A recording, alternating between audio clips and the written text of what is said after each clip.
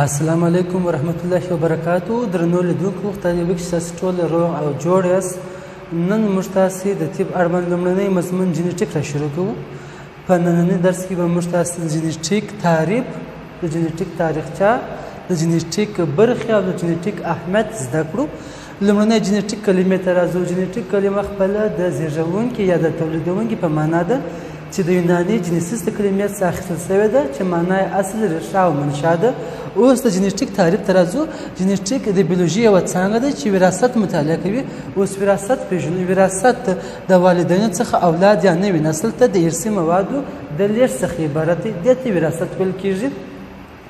ورپسې د جینیټیک تاریخچه ته راځو. جینیټیک ډېره اوږده تاریخچه لري. څه د نن څخه 12,000 کاله پخوا څخه انسانان د څارویو په اهلي کولو او کښت و کروندو باندې اخته دي. په دې لړ کې دوی مختلف کوښښونه، ډېرې تجربې سرته رسولي دي چې په څه ډول د خپلو حاصلاتو کیفیت لوړ کړي، زیات اندازه حاصلات ترلاسه کړي. نو دوی ډېرې تجربې سرته رسولي دي. بالاخره چې د نولسمې پېړۍ په نیمایي کې ګریګور جوهان مندل لخوا چې کومې تجربې د مشنګ پر بوټي ترسره کېږي، همدغه تجربې د جینیټیک د علم اساس ګرځي. ولې چې په هغه وخت کې جینیټیک کله چې مندل دغه د مشنګ پر بوټي تجربې سرته رسوي، د هغه وخت عالمان هغه نتایج د ده سره نه مني.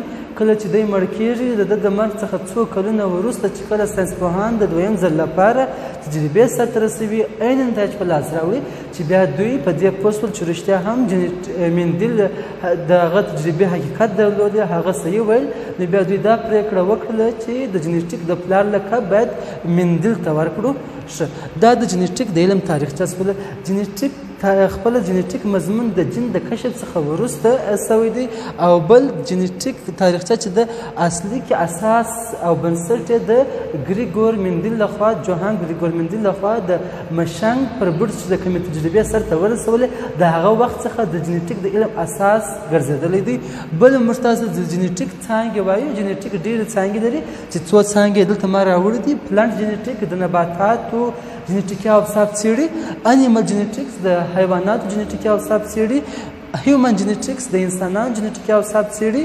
او مالیکولر جینیټیکس د هستوي تیزابونو ډي ان اے او ار ان اے مالیکولونو مطالعه ده.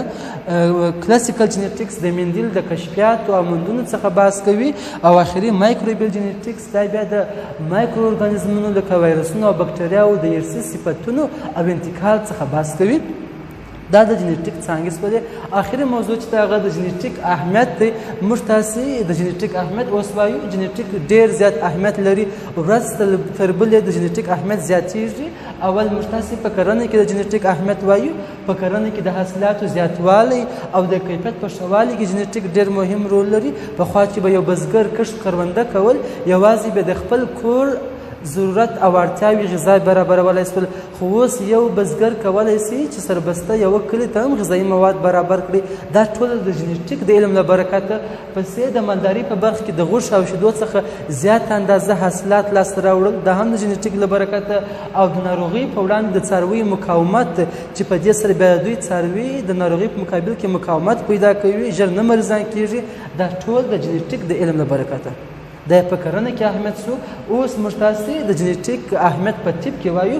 په طب کې هم خورا ډېر زیات اهمیت لري، لکه د بکټریا څخه د پروټین په جوړولو کې، یا د هورمون په جوړولو کې، لکه انسولین هورمون چې ډاکټران د شکر ناروغانو ته ورکوي، یا ګروت هورمون چې کله د چټ قد خلکو ته ډاکټران ورکوي.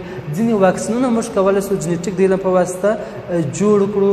او بل په جینوتراپي کې د کینسر او سیسټیک فیبروسیس دغه ډول ناروغي په درملنه کې هم رغنده رول لري.